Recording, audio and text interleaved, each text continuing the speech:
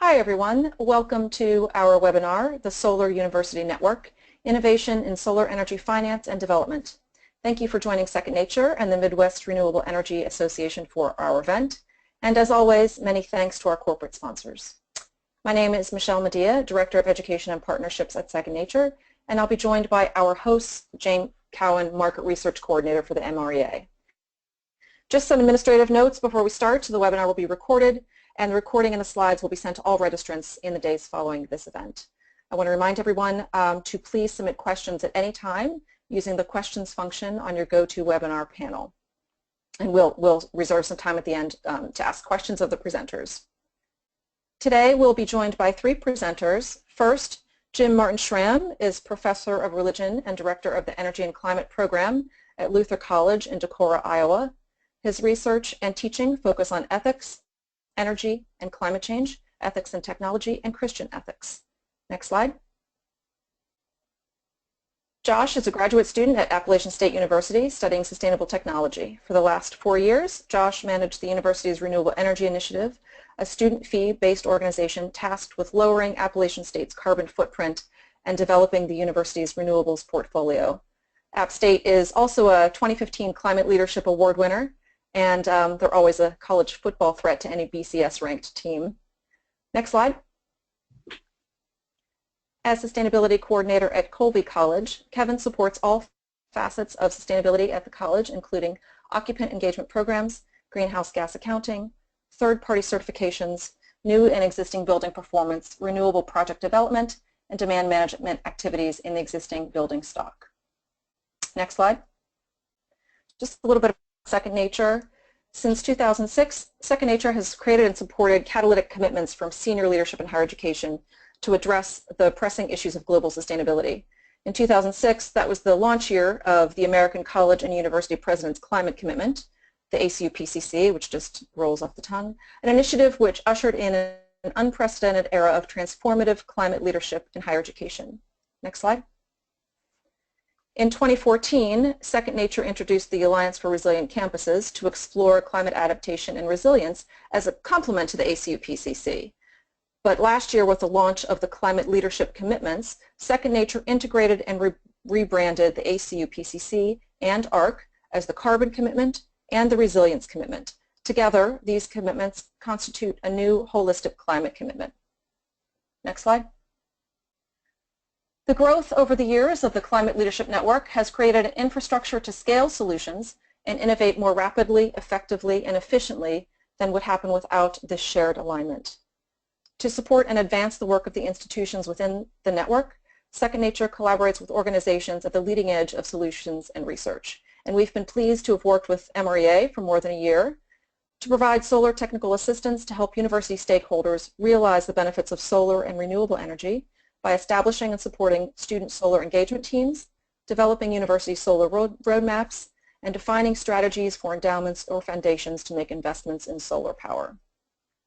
I'm going to turn the presentation over to Jane to talk a bit more about the MREA and the Solar Endowment Project. And just a reminder to encourage you to submit questions throughout the presentation, and we'll save them for the end. Jane?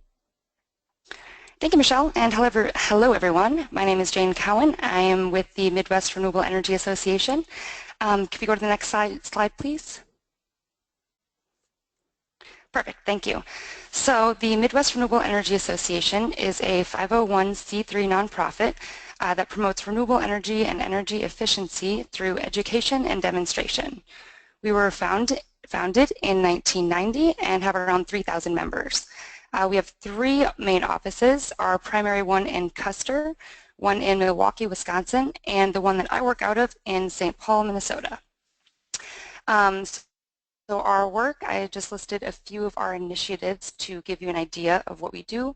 First is the annual energy fair. So we host an energy fair every June in Custer, Wisconsin. This event is the longest running event of its kind in the nation, with about 13,000 attendees last year, 250 workshops, keynotes, and live music. If you haven't been, we would love to see you there, and you'll have two opportunities next year when we're hosting an additional energy fair in the Twin Cities metro area in early fall.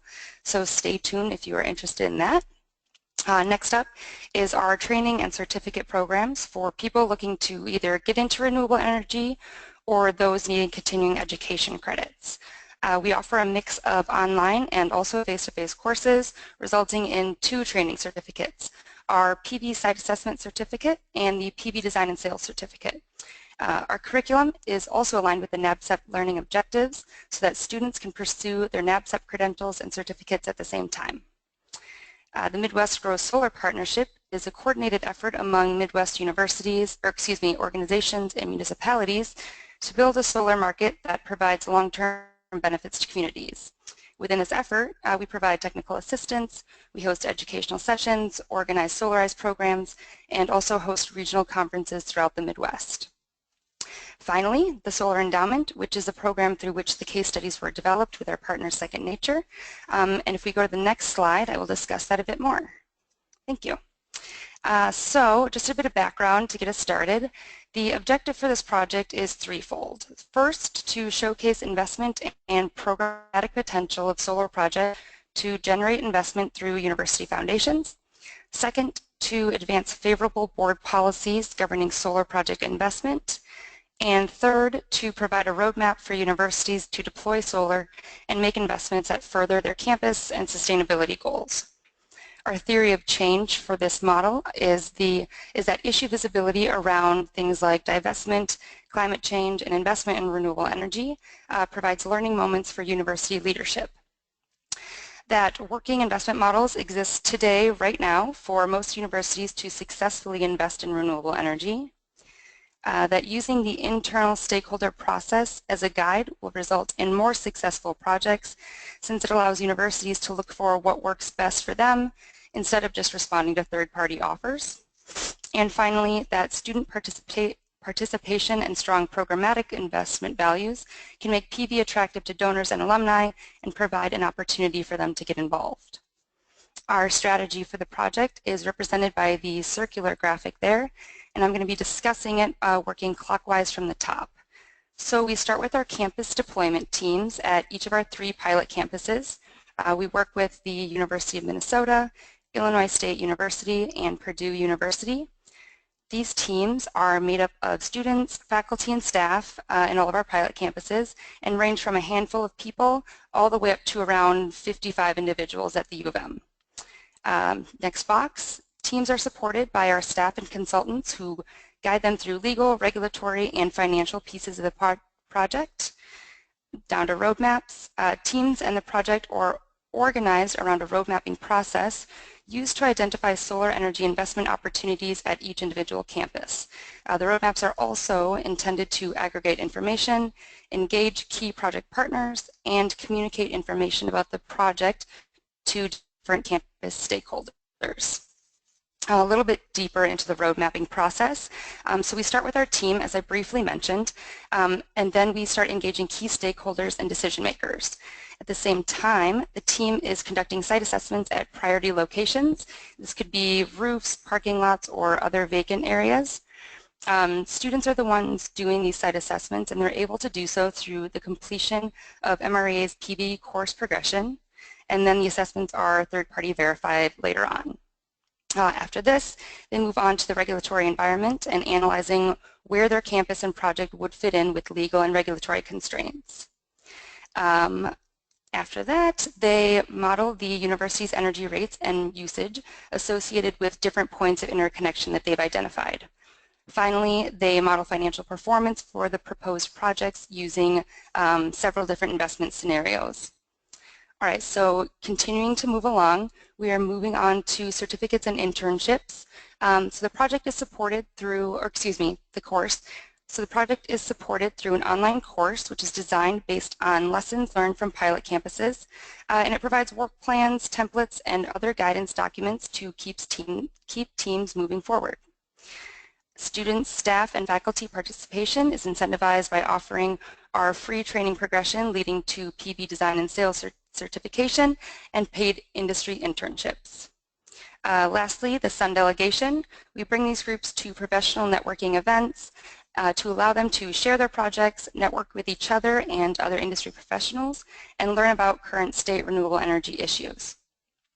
I also really want to mention that this project is supported by the Department of Energy's Sunshot Initiative, which aims to make solar energy cost competitive with traditional energy sources by the end of the decade. It's also part of the Solar Market Pathways grant under the Sunshot Initiative, whose goal is to advance solar deployment through decreased soft costs. You can find out more information about the Solar Market Pathways program at www.solarmarketpathways.org. Next slide, please. Thank you. So now that you have a general idea of the project, I want to point out some upcoming resources and events where you can hear more about our campuses, these case studies that we're exploring today, and the project as a whole. So first up, we're hoping to pursue an addendum to the Luther case study you're going to hear about next that would highlight the legal and contractual framework for that type of investment. We're really hoping to move forward with that. If you're interested, we'll keep it posted on www.solarendowment.org, which is the website you see on the screen in the bottom right-hand corner, just above the Twitter handle. On the site right now are executive summaries of the work done by all of our campuses, as well as spring versions of their campus roadmaps that I've been talking about. All teams are right now updating their roadmaps with the latest developments, and I'm hoping to post new versions soon.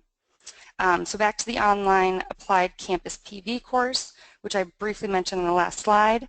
The intention of the course is to guide universities through their own roadmap development process. We're going through the final review of the content now and are hoping to have that available later this fall. Finally, just a list of our upcoming events that we're going to be at in the near future. At ASHE in October, we will be discussing these case studies a bit more, as well as talking about a soon-to-be-released white paper by the Intentional Endowments Network outlining solar investment options, barriers, and solutions at higher ed institutions.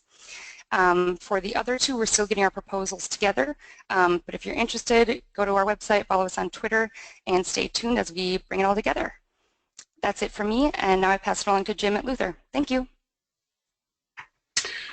Great, thanks, Jane. My name is Jim Martin, and I teach at Luther College in Decorah, Iowa. I'm going to just talk a little bit about the different ways we financed solar projects at Luther. Next slide. The reality is that, like all schools, there are various motivations. In our case, there were two. One was a sort of desire to rein in some operating costs, and the other was to demonstrate leadership in terms of environmental stewardship. Next slide. Oh, looks like hit that one more time.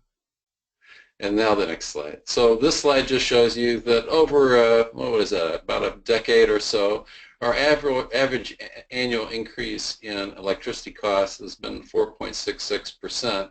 For a while it was going up a lot faster than that. It sort of leveled out recently. But that's a serious cost when you're spending at that time close to $2 million a year on electricity. Next slide. Next one. There you go. Maybe click it. There you go. Just keep one more time. There you go. Stop there. Oh, there you go. The other is in 2007, Luther became a charter signatory of what was then called the American College and University President's Climate Commitment. And we established an interim goal to cut our carbon footprint 50%. Next slide. And so this graph just shows you the sort of progress to date. We wound up deciding that we wanted to cut our carbon footprint in half by 2015, to reduce it 70% by 2020, and to achieve climate neutrality by 2030. I was hoping to have this slide updated. I think we're really close to meeting our fiscal year 2014-15 goal of 50%. I'm pretty confident that the 800 and some kW of PV we just installed is going to help us definitely achieve that goal, but it's probably going to take a year for all that production to have its effect. But anyway, you can see basically what we've done there is made huge investments in energy efficiency, as well as investments in renewables, wind and solar in particular. Next slide.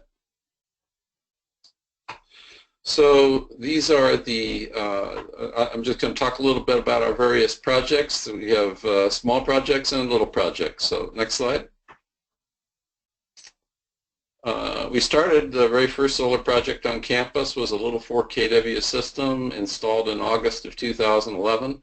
Something to keep your eye on here is that it had a $22,000 installed cost for about a 4 kW array in August 2011, which was over $5 a watt. And just sort of keep track of that as I go through these slides, and you'll see how they declined over time. 100% donor funded, and we're able to net meter in Iowa systems below 500 kW in capacity. So that's obviously a very important piece to this project. Next slide. Yeah, keep filling that one in. And one more, I think. Nope, there you go. The next one in terms of chronology is a 20 kW array. Luther College has a residential facility called Baker Village. It's an all geothermal facility, so we only use electrical energy and geothermal energy to heat and cool the complex. It has this commons building, and so we now have a 20 kW array in front of it and a much larger 280 kW array that provides all of the power along with this 20 kW array that Baker Village consumes over the course of a year. It's basically a net zero facility. You can see on the screen how we funded it.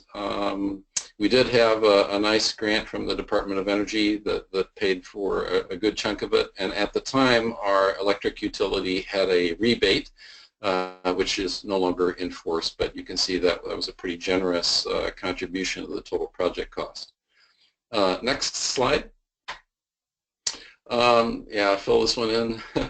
Our president has a house on campus that's owned by the college, and in August of 2013, when the president retired, various donors and friends and faculty and staff wanted to make a statement of support for his support of sustainability, but also to demonstrate to the next president that solar is important at Luther College. And so we put some PV on the roof there, and now the next slide shows that we also, so next slide please.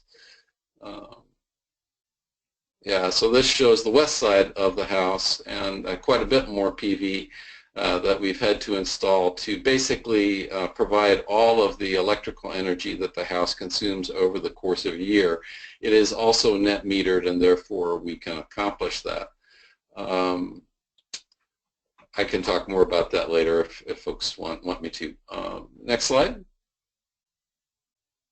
So in the summer of 2012 is when we kind of got into what I would call utility scale solar. At least for us it seemed like utility scale. And here we installed this 280 kW array on the north end of our campus, brought the power back through a half-mile underground line. And at the time, third-party power purchase agreements were not a legal option in the state of Iowa.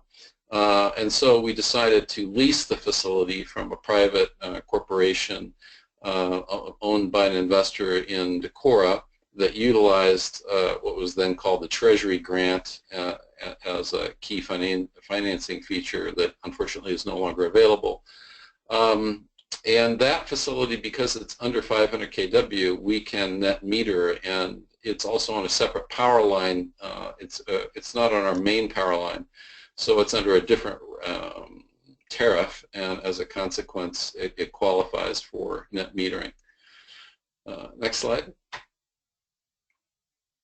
So then I think this is probably the main reason I was invited to talk on this webinar. This last year we installed 822 kW through a third-party power purchase agreement with a friend of the college who is a retired a community banker who is a strong advocate for renewable energy and a good friend of the college. And so when the Iowa Supreme Court about 2 years ago made third-party power purchase agreements a legal option in Iowa, that really set the stage for us to try to work on this. We limited the array to 822 kW because that's basically our minimum load over the course of a year. As I've said, our utility doesn't permit us to net meter facilities over 500 kW, and it also doesn't allow us as large general service customers, it doesn't allow us to recover all of our costs, especially our demand charges. So modeling the impact of any large solar array on our demand charges was really important, and that is, I can't go into all that kind of detail here, and that's what will appear on that addendum once it gets uploaded to the MREA website. So by now you've been reading through the slide. I'm not going to reiterate all of that information. I'll just have you advance to the next slide. Here is our investor talking to the owner of the company that designed our system, and down below in the right-hand corner is him speaking to at the service of dedication that we held. We think this is a model that could be really replicated around the country because every college has friends and good donors of the college, many of whom have large tax appetites or tax burdens, I should say. And as a consequence, some of the tax credits available for incentivizing renewable energy projects are quite appealing to people like them. It's a complicated endeavor, but nevertheless, it's quite doable. And in our case, what we tried to model was an open book process. So we sat down across the table from our investor. He made very clear what his expenses were. We made very clear what our hope was in terms of a financial return. We wanted to be sure he was going to get a fair financial return, and so it was what we call an open book process. So I think that was key to the success of the whole endeavor, and we're really excited about it. Next slide. So these just show where that 822 is installed, about 100 kW on top of the roof of our library. Next slide. This is what it looks like on top of the library, and you can see our 1.6 megawatt wind turbine in the distance. Next slide. And then here in the lower right-hand corner, you can see in a very faint outline the location of our original 280 kW array. It was in this little orphaned triangle of land, so we tried to put some more of the new PV there, and then the rest in the field on the other side of a drainage ditch there. You can see that there's quite a bit more space in that left-hand quadrant, and if it were up to me, I'd fill it with more PV. But we're running up against some structural limitations that maybe we can solve through energy storage. I think that's it. Next slide. So this is just a construction shot of that new large ground-mounted array, 30-degree tilt. And that's it. Next slide. Great. So now I'll turn it over to Joshua Brooks at Appalachian State University. Thank you, Jim. So, as introduced, my name is Josh Brooks. I've had the great pleasure for the last 4 years to lead and champion the efforts of the Appalachian State University Renewable Energy Initiative. Next slide, please. So what is the REI? The REI is a student-led, student-funded, student champion and managed institution on campus. Its goal is to lower the carbon footprint of the university through the implementation of renewable energy and, to some extent, energy efficiency projects. In 2008, our chancellor signed the ACU PCC, which Jim has already mentioned and has been mentioned before in this webinar. Again, that was signed by our university in 2008. Well, the REI has existed since 2004, excuse me. So our organization predates that climate commitment, and for the longest time had been the leading the leading organization on campus to actually implement any renewable energy. For the last a little more than a decade, our university has been very proactive in tremendous energy efficiency programs. Since 2007, we've cut our energy use by 40%, while not quite, well, we've increased maybe by a third and have gained almost 4,000 additional students. So really tremendous strides have been made in energy efficiency, but like I said, implementation of renewable energy had been lacking a little bit. So a group of students got together in 2004 and decided that they would take on the burden of putting up renewable energy through this self-imposed tax. And we'll talk about that here in a second. Next slide, please. So what have we done over the last year? What's been our impact? Since our inception, the Renewable Energy Initiative, we've put up 15 renewable energy projects, with 3 more in development right now. And we've really been able to, since, well, definitely within the last decade, increase a portfolio, a very diversified portfolio. Not only do we have solar thermal technology on a number of our buildings, we also have traditional photovoltaics. We have biofuels research, we even have storage. And until Amazon gets its wind farm up in the state, we still have the state's largest wind turbine. Again, all these projects are student motivated, student designed, student managed projects. It's really quite extraordinary that a group of students have been able to come together and do this. So what are our hopes? Our hopes are that if we're able to significantly impact the energy makeup of the university, then hopefully those savings will transition their way down to students and actually make it cheaper for students to attend, because the overhead of the university has been lowered. Since a number of our projects have been in existence, we've seen our impact grow out beyond the university. For example, 2 years ago we put up the first photovoltaic electric vehicle charging station in the county, and now it's actually been adopted by the larger city in Boone. So the town has now built one of their own. There's plans for, I know, one more in the county and then one in the surrounding counties. So we're really proud that a group of students have been able to inspire this kind of change. Next slide, please. So how does this happen? Jim was talking a lot about third-party power purchase agreements. Unfortunately, in North Carolina, that's not something that's prohibited. And again, we're a public university, we're a nonprofit, so we are not able to take advantage of a number of the tax credits that had existed in this state for the longest time. At the close of the last calendar year, our state closed our investment tax credit for renewable energies, and that was 35%. So while North Carolina at large was adopting a huge amount of photovoltaics, actually, last year they were number 2 in the nation in terms of solar adoption. The universities are lagging behind a little bit, particularly one in northwest North Carolina in the mountains. So what have we had to do to go around that and avoid some of these hiccups? Well, as I said earlier, the students decided to implement a green fee. So every academic year, every student who attends Appalachian, they pay $10. And that comes to about 170 grand each year. And with that money, we then implement renewable energy technology.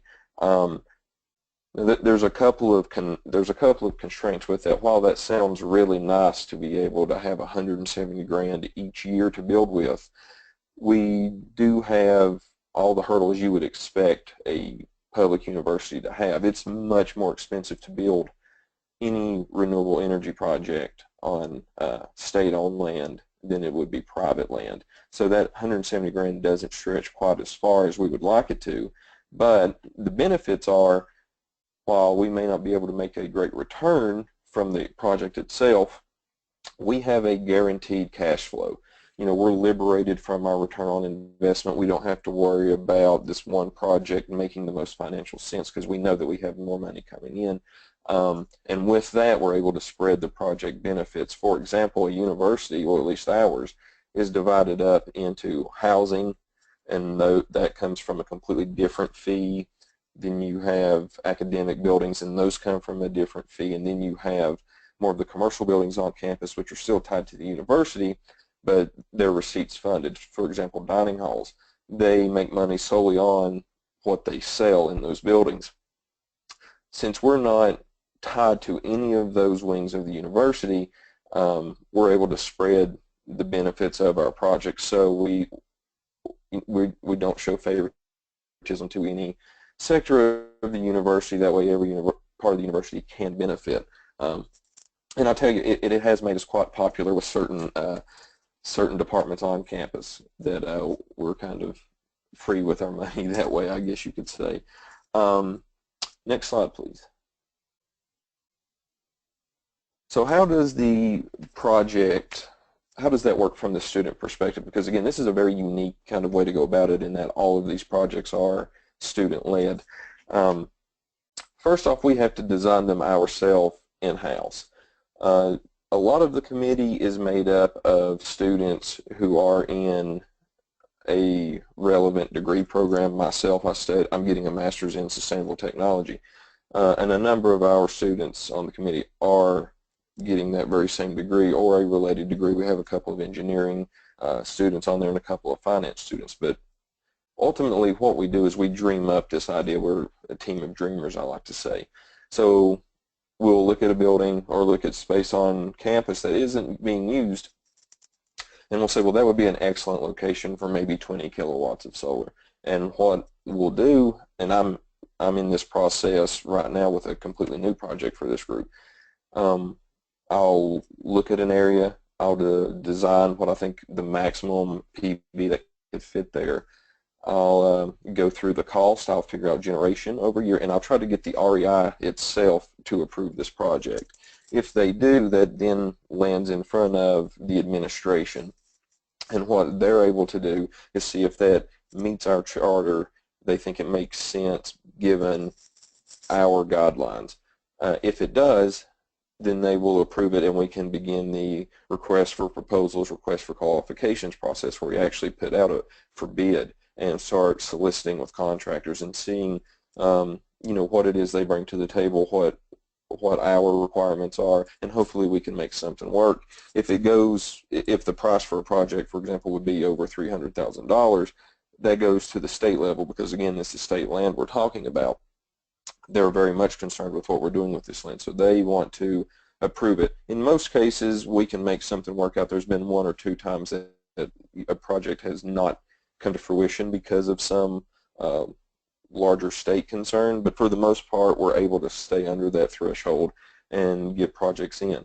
So after we get this approval, then it is the contractor on campus working with the REI, and we go through this whole project management phase. Hopefully we are able to get a lot of students out there and actually get them to be a part of that process and see what it takes to actually implement these projects. So not only are we lowering our university's carbon footprint, but we're providing an educational experience for a lot of different students, and then the project will be completed, and as is the case with the wind turbine, it really becomes a symbol of the Appalachian experience. Next slide, please. Hurdles. So I mentioned earlier the university status as a nonprofit and our inability to take advantage of tax incentives. For the longest time, that has been the big hurdle. While other people are able to implement solar projects for a lot cheaper, we're simply not. That project in front of you on the screen is a artistic representation of our region. That system costs about $15 a watt to build in 2008. Now, if we were trying to build rooftop solar on campus, it costs us about $8 a watt. That is simply because of all the hurdles that it has to get through to be approved on state land, on university land. Different qualifications. In some cases, there's even fire preventative code that it has to go under, and insurance to be considered, and all variety of different things that have to be looked at, and all of these things make those costs go up. Timelines, as I'm sure most of you know, and I'm sure all of you have to deal with, there are a number of different timelines, master plans going on with the university at any given time for programs and then for the university as a whole. We have to make sure our projects can coexist with those timelines. We have to make sure that where we're building isn't going to be torn down within the next 25 years. So we have to be well attuned to all of these different things that are going on campus. And then stakeholders. So while we may want to put a system on a roof, maybe that college dean has other plans or is for some reason not so inclined to have that system. So these are things that we have to consider. I've mentioned that the costs for us are, 2 to 3 times more than what you will find in the private sector. A perfect example of a big hurdle for us, we tried to implement 300 kilowatts of PV on campus. I've spent about 2 years of my life working on this project. We couldn't afford it outright. At the time in the state, it would have cost us about $3 million to put up. There was no way the REI had that money in-house to do. So we tried to go around the process and work with a private developer. Now the state not allowing third-party PPAs is a major hurdle to something like that. And we had worked through a number of those considerations to where we were at the final step at the state level. All parties were in the room and we were trying to get the system finalized. Ultimately, it came down to this was a system on public land that a private entity would own, and that created some issues, as I'm sure you all understand. So we were not able to go forward with that project. That's just an idea of some of the hurdles that we go through. Next slide, please. Finally, our current efforts, we have 2 of our largest PV systems. One of them is completely designed. It's just waiting on the building to be constructed before it can be put up on the roof, and that's a 64 kilowatt system on our new College of Health Sciences. And then one that I've been working on the last couple of weeks, and I get finalized on Monday, we hope, is our 20 kilowatt system on the College of Business. This will be a rare system for us. Normally the REI takes care of most of our projects in-house. We fund everything ourselves because we have a very hard time soliciting money elsewhere. So we take care of it all in-house. But now sustainability at Appalachian has become such a major symbol that different departments and donors to the university are wanting to be a part of it. So we're actively having people knock down our door trying to get in on these systems, and that's something that we're very excited about. We're also working on a live campus initiative.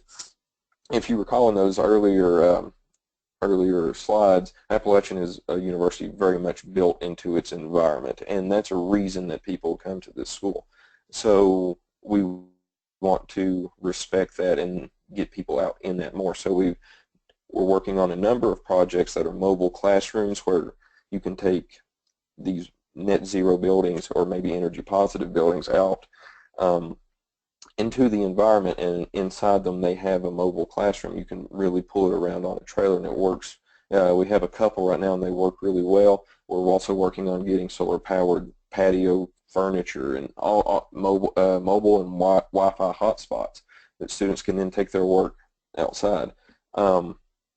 So we're working on a number of those things, and then finally here at the bottom, this is our solar vehicle. It's got a lot of national notoriety this past year actually, and it's our first foray into solar-powered transportation. Again, that's not directly at the moment lowering the carbon impact of this university, but it's our way of looking forward. So again, the Renewable Energy Initiative is a student-led, student-funded group tasked with lowering the carbon impact of our university.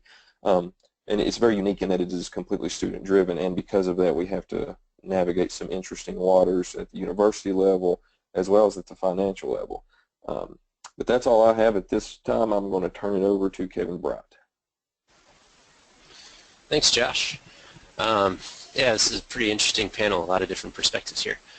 So Colby is currently working through a power purchasing agreement process as we speak, and we were asked to kind of give some of the highlights of some of the issues, lessons learned, and some of the positives from that experience. So Colby is located in Maine. We're a small liberal arts college, and sustainability is a pretty important thing at the college itself. We have an environmental advisory group that helps advise on high-level, institutional-level sustainability issues, and they were one of the major players to help this project happen. Next slide, please. So Colby College is a carbon neutral institution. They actually reached carbon neutrality in 2013, like a week before my job started. So it's kind of funny timing there. But there's a number of steps along the way. The kind of the big two were in 2003 the college elected to buy renewable energy credits for all the electricity that the college consumes each year, roughly around 15 million kilowatt hours.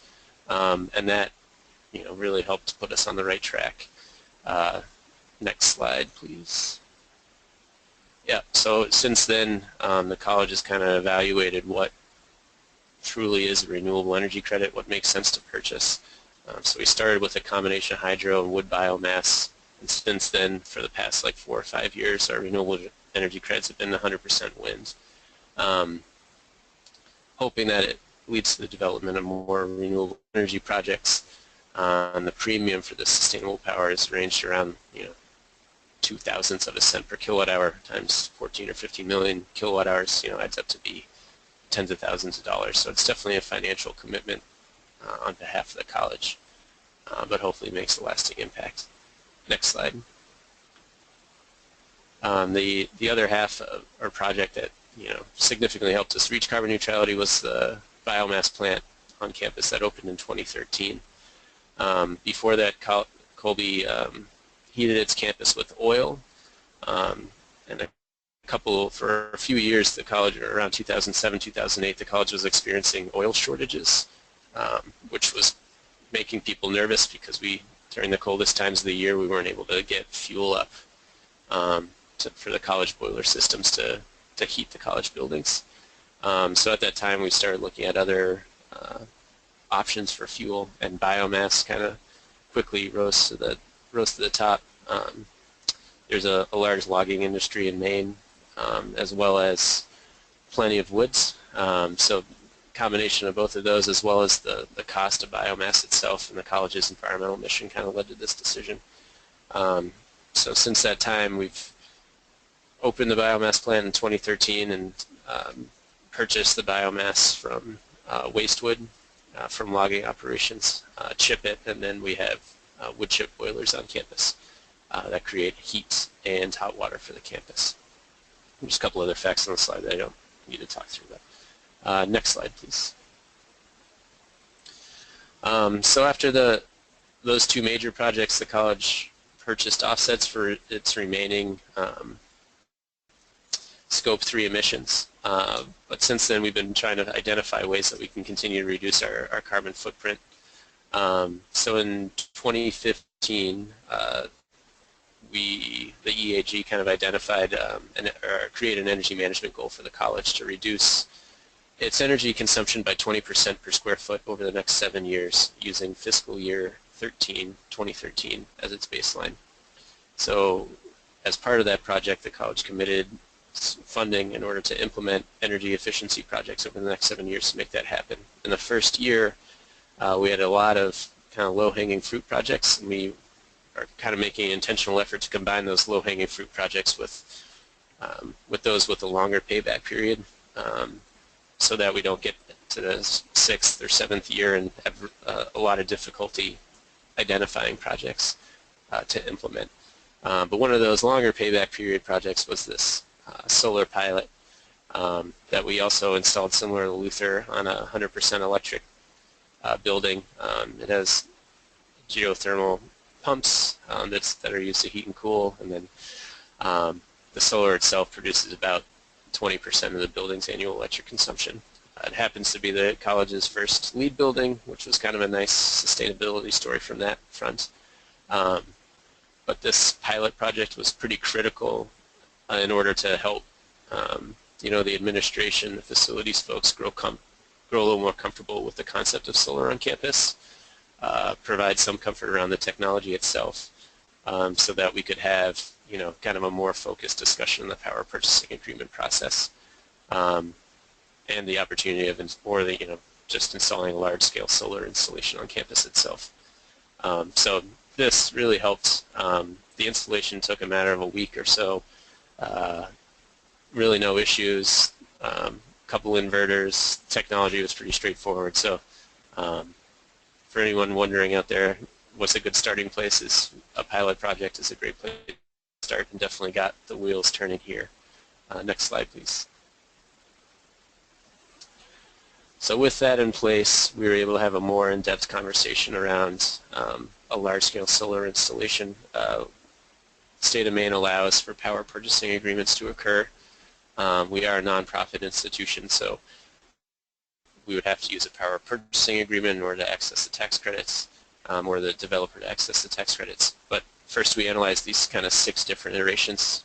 One where we didn't do anything, we could purchase the PV ourselves, enter a power purchasing agreement with either a developer or maybe a donor of the college, or just enter a power purchasing agreement with no intention to buy the solar after the agreement ends. So after a lot of financial analysis kind of done by myself and other people at the facilities office, we thought option 5, leasing the photovoltaics only, made the most sense for the college. There are a couple of reasons behind that. Basically financial and operations and maintenance concerns. Financial, the college had a lot of different you know, interests in terms of donors, so they didn't necessarily want to reach out and have a lease to gift option. The savings would be there kind of no matter what option we pursued. So in order to get around this first cost hurdle, and then our facilities folks themselves weren't too keen on operating and maintaining a huge swath of solar panels, which kind of made the power purchasing agreement a little bit more interesting, because as part of that agreement, the developer operates and maintains the panels over the life of the agreement itself. Next slide, please. So that being said, we entered, we decided that the leasing option, power purchasing agreement option, was the best for the college. You know, in our perspective, it's really treated the same as a multi-term, multi-year utility contract, albeit much longer than our current electricity contracts that we have at the college, but essentially the same thing. Next slide, please. So to start, we created a request for proposal similar to Appalachian State.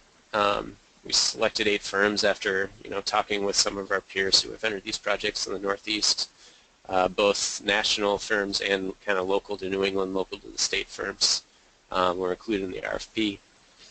To write the RFP, used resources on EPA's Green Power Partnership. I have a couple of friends who work at solar firms, so I bounced some ideas off them as part of this effort too. And after this entire RFP process, we decided to work with NRG to partner with the solar project. Next slide, please. So over the past year, we finalized this power purchasing agreement, and we're kind of working our way through the permitting process as we speak. But the project itself is a 1.8 megawatt project projected to create around 2.4 million kilowatt hours annually, which is 16% of the college's annual electric load. As part of the power purchasing agreement, we agreed to an electric rate that the college would purchase the electricity generated from the solar panels for the duration of the deal, which is 27 years with an option to extend it for 3 more. The electric rate itself is pretty competitive, so we're excited about that, yeah, saving money on our electricity rates. Colby also has access to the solar renewable energy credits as part of that deal. But NRG, being a private company, you know, obviously gets access to the tax benefits. The state of Maine itself does not have any state incentives for solar fields. They're just accessing the federal tax credits and the accelerated depreciation. Next slide, please. So this is just a quick showing of how the field is generated or set up. We have two major fields. That blue little block there is a community garden that we relocated slightly to the north to be out of the way. And the red line represents an electric line that Colby is responsible for constructing from the solar field to tie into our campus electric microgrid. So this solar field will be completely behind the meter, not a net metering situation here. And we're planning on consuming all the electricity generated from the panels. Next slide. So there's a number of benefits basically contributing to renewable energy development in the region. There's an academic mission component in the RFP. We had some language about a robust monitoring system. So we're excited about what kind of student projects, thesis projects, independent projects come from that. And also be pretty highly visible. It's located along the highway as well as the main road to campus. So, you know, renewable projects are typically kept pretty sexy, and that's what we're hoping this one is too. Next slide, please. So lessons learned. We did have some outside consultant help to help with the RFP and negotiating the PPA process. None of us are experts on campus. I'm sure not at Luther either. Now that it seems that they probably have a good idea of how it works, as do I, but going into it, not something that I was an expert at. EPA Green Power Partnership has a great website, and if you haven't checked that out yet, they have a lot of great resources. And as you're working through the process, the permitting is something to keep a close handle on in terms of schedule, just because, you know, things can happen as a project develops. And in terms of this relationship, they are long-term projects, so you know, something to be mindful of as you're working through a negotiation on any power purchasing agreement is that you don't want any feelings to be hurt because it is, in our case, a 27-year relationship, so you don't want to start off on the wrong foot. Next slide. That's it, and I'll turn it over to Michelle from Second Nature. Great, thanks everybody. We are running close on time, so we're going to extend by 5 minutes for those of you who can stay around to get through some of the questions that have come in, and thank you to those that have submitted, and please do continue to submit. There are a couple of questions related to challenges that kind of go together, so I'm going to bundle two of these.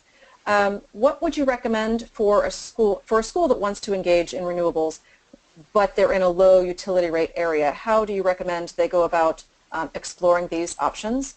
And maybe similarly, how do you sell solar projects to board members who are skeptical of climate change? And I hate that I even have to ask that question, but there we are.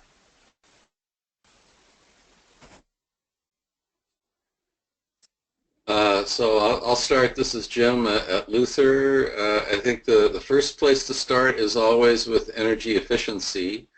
Try to reduce as much consumption as possible. Yes, it is difficult to get projects to pencil out if you're paying, like we are as a large general service customer, somewhere south of or around 7 cents a kilowatt hour. The pricing structure for large accounts is crazy, if you ask me, but it is the way it is. But nevertheless, we've been certainly able to show that the college can save money even with such rock bottom electricity rates, especially through these partnering projects with a third party, either through a third party power purchase agreement or through a lease option. And then in response to the second question,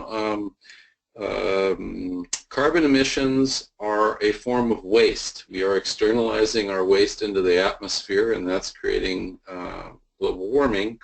But an accountant will also be interested in the term waste because waste equals money. And for us anyway, we've been able to have our cake and eat it too. We've been able to save money and reduce emissions. And that is primarily related to reducing our energy consumption through investments in efficiency and by then, you know, producing our own power renewably and thereby reducing emissions. Josh or Kevin? Yeah, this is Kevin. Oh, go ahead, Kevin. Oh, sorry, Josh. One quick addition I would make too is finance folks at colleges love kind of budget certainty, which power purchasing agreements provide. So, if you're able to say that this, 16% of your electric load, you will know exactly what you're paying for the next 27 years. That's a much better outlook for any budget manager than saying, you may be paying artificially low electric rates. Are you confident that they're going to stay at that rate or at a rate very close to that for the next amount of time? Usually the answer is no. So this that also helped during the process and form an argument for people that weren't really buying the environmental argument that much. One thing that I would add on to this, if you look at how universities are operating now, it's almost as if they're resorts and they're selling a portfolio of opportunities to people that they hope to sell. They hope to get people to buy into this idea that this is what this university offers. If you can then make that a desire out of the student body, obviously I'm going to pull the student card, but if you can make that something that is important to your students, a board will listen eventually. They'll have no option but to listen. And ASU, we understand the cheap electricity rates. We own our own utility here, and so we're almost sometimes cutting our own feet out from under us with these projects and our energy efficiency gains. But if you can make it something that's important to the students, and the students are the people that are keeping the place afloat, then your board will eventually listen. At least ours did. Great, thank you. All very good answers. A couple of finance questions, particularly around why choosing an endowment as a funding source.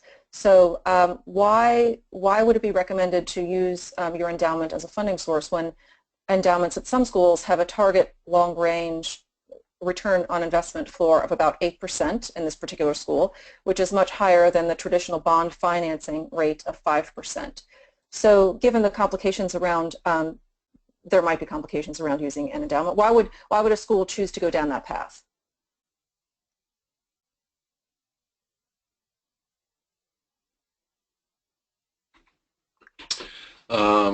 This is Jim. I haven't, Luther hasn't used endowment dollars yet to finance projects, but when the stock market dipped and we all took major hits in our endowment, our vice president for development came up to me and said, Jim, I wish we had done what you had recommended, and that was to use Luther endowment dollars to put up our wind turbine, because at least then we'd be getting some return on our investment.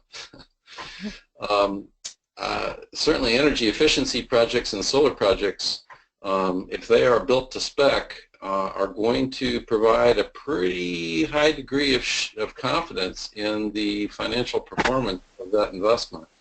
And so you might be able to take a chunk out of an asset class in the endowment that may only need 5%. Yes, you have other things, growth and value sectors that are looking for 8 or 10%, but there's big chunks of a college's endowment that is in the fixed income sector, and most endowment managers aren't looking for more than 5% from that. So you could easily take chunks of money out of that and put it in efficiency or solar and finance a project, and frankly have just as a high degree of confidence in the return as you would in the conventional instrument that would otherwise be invested in.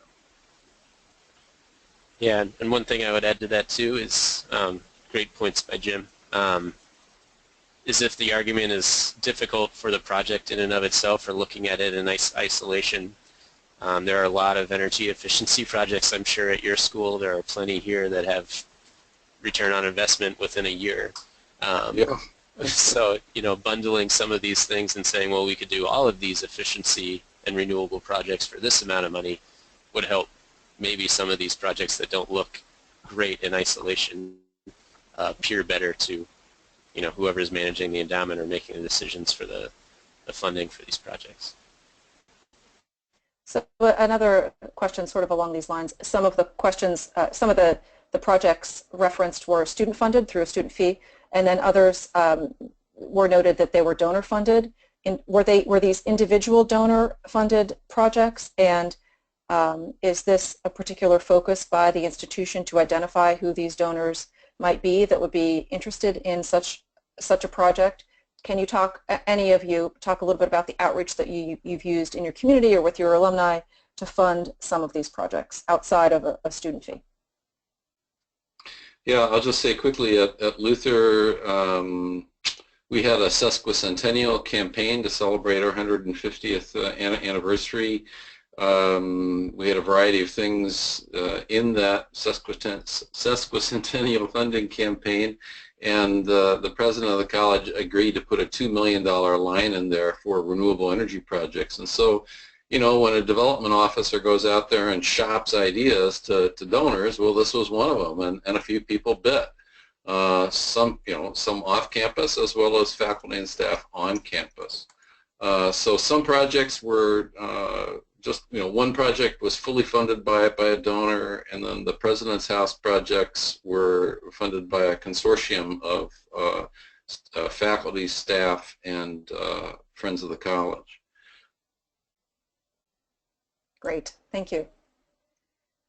Switching gears a little bit, has anyone experienced any problems with negotiating who receives the RECs in these types of projects?